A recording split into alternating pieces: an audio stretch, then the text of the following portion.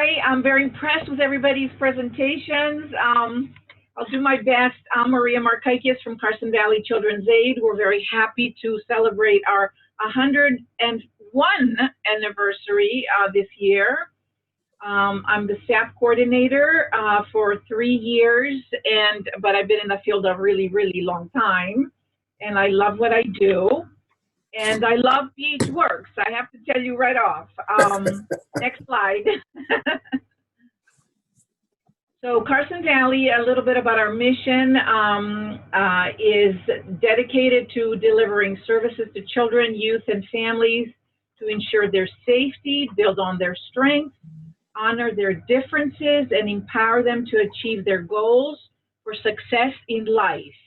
Our vision is very simple, but very, very on target, is for children, youth, and families, because we serve many, many children and families in not only Montgomery County, in Delaware and Philadelphia County, but not through SAP. So it's to realize their potential and thrive. Next slide. So our student assistance program, you can see we're in Montgomery County, the southeastern area of Montgomery County, because Montgomery County is, I think, one of the largest counties in the state. We work with 5 school districts, which are Norristown, very, very needy district, Upper Marion, Methacton, Lower Marion, which is the opposite of Norristown. It's a pretty wealthy district, and Colonial School District. We have 5 SAP liaisons, and I also do direct service and actually do many of the SAP assessments.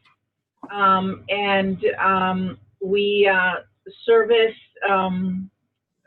children really from all ages, from pre-K to 12th grade. We actually started this year for work, well, actually in September, working with pre-K, and I even had an assessment for a little 4-year-old from the pre-K, but not using BH Works, of course.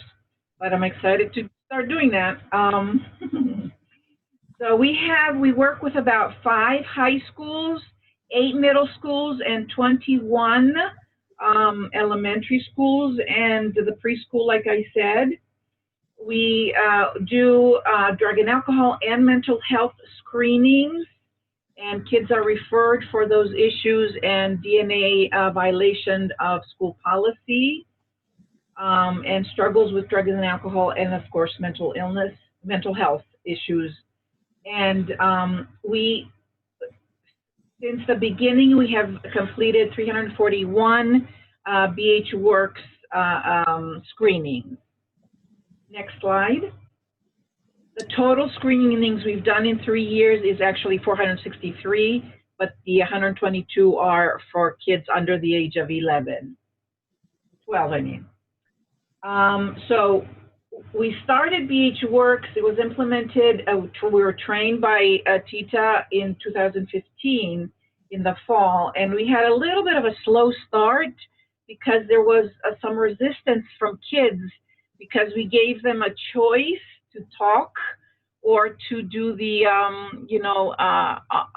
assessment online, and at that particular time, a lot of the kids, most of the kids chose to just talk. But then we discussed, the struggles, and I know, Allison, you mentioned about, you starting in the fall, so maybe this will be helpful for you. So we started telling the kids and the parents that the BH Works was a part of the requirement, part of the screening process. And since then, we've had absolutely no issues, maybe 1 or 2 that we're not willing to do it, but kids are just, sure, no problem. And then I always ask them when they're done, how was it? And they're like, oh, it wasn't bad at all.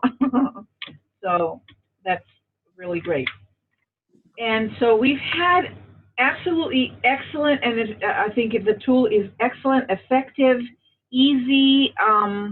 Kids enjoy doing it. They don't have, and parents really, we've had positive feedback from everyone, the students, the parents, the schools, and other professionals that we have shared this information with. Next slide. So as you can see there, the gender breakdown for us too, very similar to everyone. It's 47% female and 51% male, and 1% transgender and 1% I don't know. And then the age breakdown, which again is very, very similar to others, is our highest number has been 15-year-old kids. The next one is 16-year-olds. And as you can see that we've even had some 18-year-olds. And so it's those middle years, 13 to 17, that we have been able to address. Next slide. And it's so interesting to me, Sharon and I were looking at this. This slide, the suicide and related risk factors endorsed by the students, is so congruent with what others have shared and with others' findings, and including what you showed in the beginning, Tita.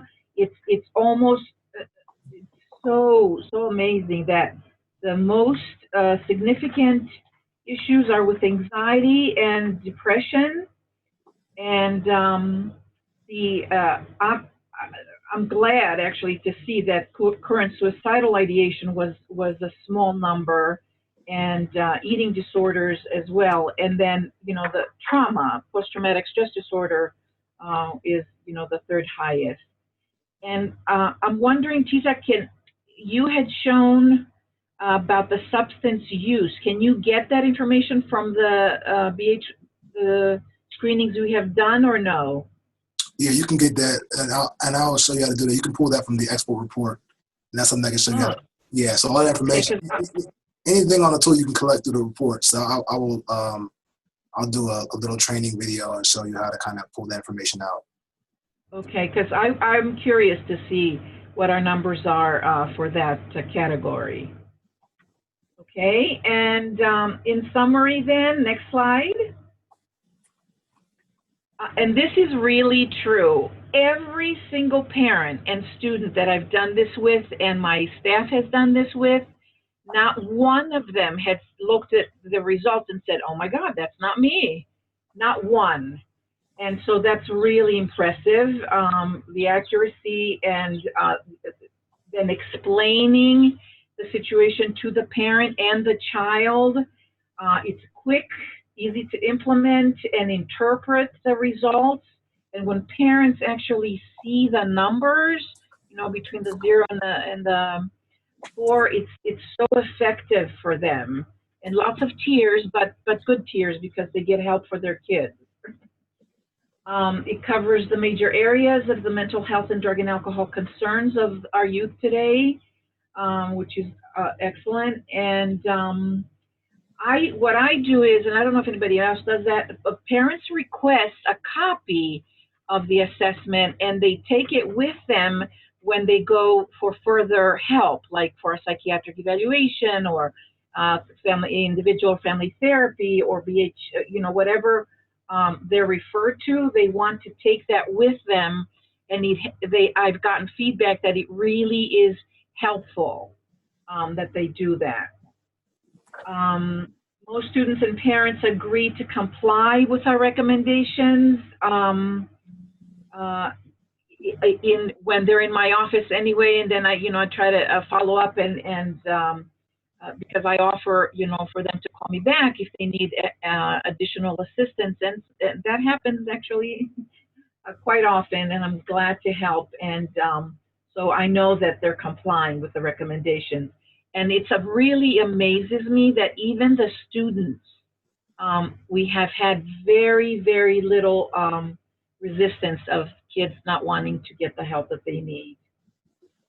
And we haven't started the elementary DH Works yet, but we're looking forward to it. And probably we're going to be starting in the fall because, you know, it's almost the end of the year. And I really want to emphasize the excellent and responsive assistance from Tita and all his team. So thank you, thank you, thank you. Thank you so much.